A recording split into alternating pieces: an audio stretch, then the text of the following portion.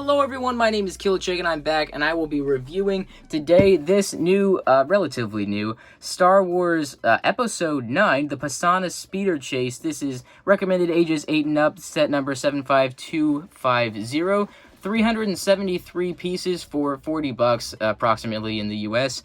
And up at the top, the box art looks pretty great. You got a nice, awesome looking Kylo Ren here with his kind of beat up or fused together looking mask. The set itself looks pretty good. It's like a desert skiff type thing, but not really. And I'm excited to really take a closer look at each one of these little builds that it includes. As far as the minifigures, you got Rey, a First Order Tread Speeder Driver, a First Order Jet Trooper, and BB-8, typically. As far as the back, you just got some more angles of the set. Nothing really too amazing, just some of the details and the play features and that kind of thing. But of course, those will all be discussed later on in the review.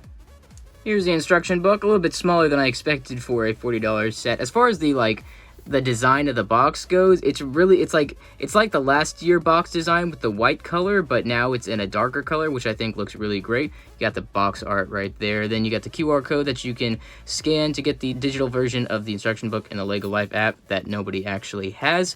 And then at the back, there's nothing too special. You got the piece count, and then apparently it's the Skywalker Saga, which is going to be an awesome new game. Can't wait to see what that's like. Got the other sets there, and then the minifigures of the set there. So yeah, the LEGO Life.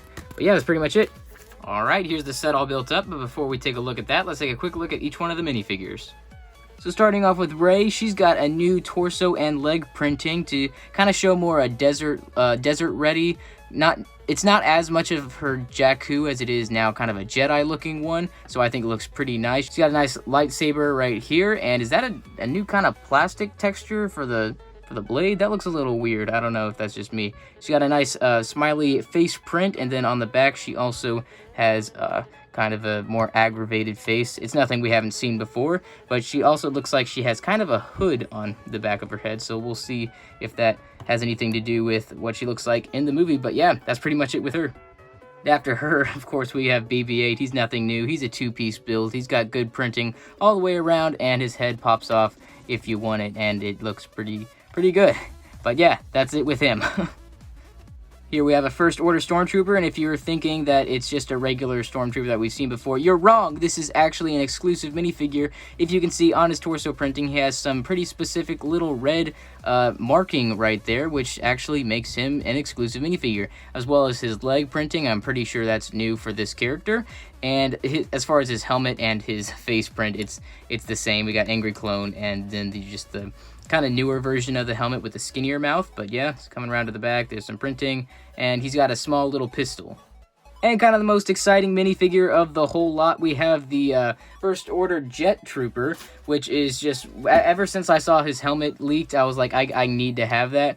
I don't know, is it the same helmet that was used for the range troopers in the Solo movie? But yeah, as you can see, he's got the Angry Clone. He's got some great printing on the helmet as well as his torso.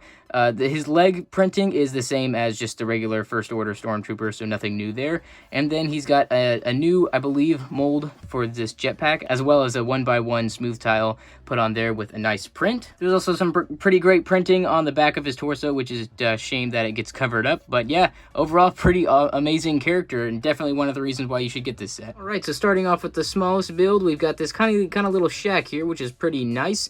Kind of just a way for them to put more pieces in this set so that you don't feel as bad for spending $40 on it.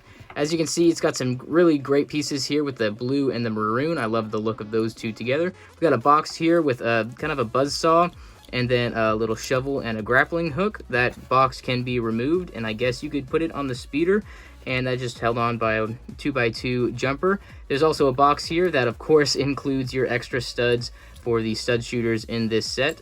And then you've also got over here just kind of a little ladder, and that has a little binocular piece on it, so it's pretty nice. And then you've got a little flag up here, as well as whatever that's supposed to be. So yeah, it's a good display little side build here with some things that will play into another part of the set that I'll show you.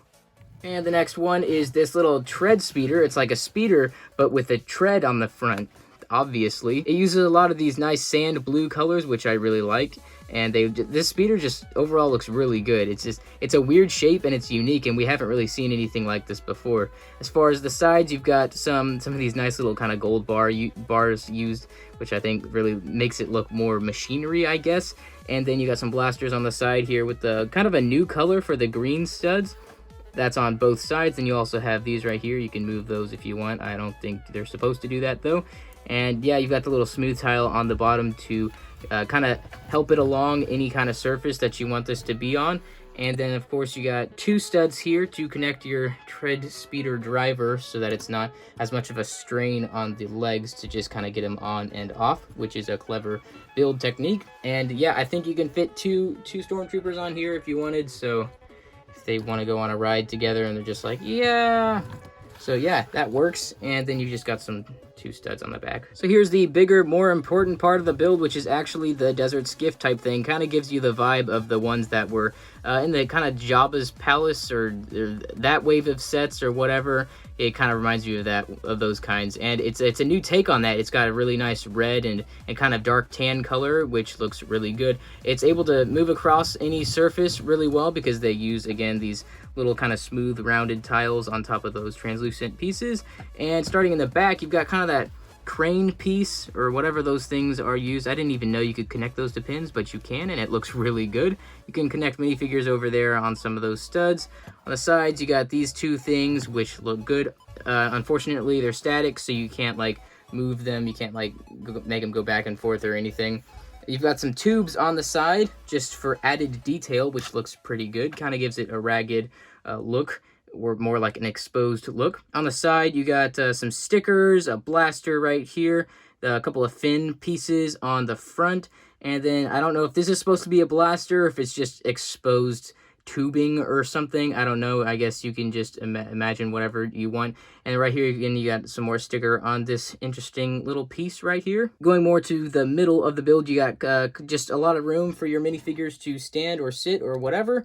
And then you've also got a little jumper plate in there for either BB-8 to sit there, or you can actually take that one box that I was talking about on this little build over here. You can take that and you can stick that right there to keep your little ammo on the speeder in case you run out. And then on the middle, you've actually got an amazing little blaster piece here that swivels around. I'm pretty sure, yeah, 360.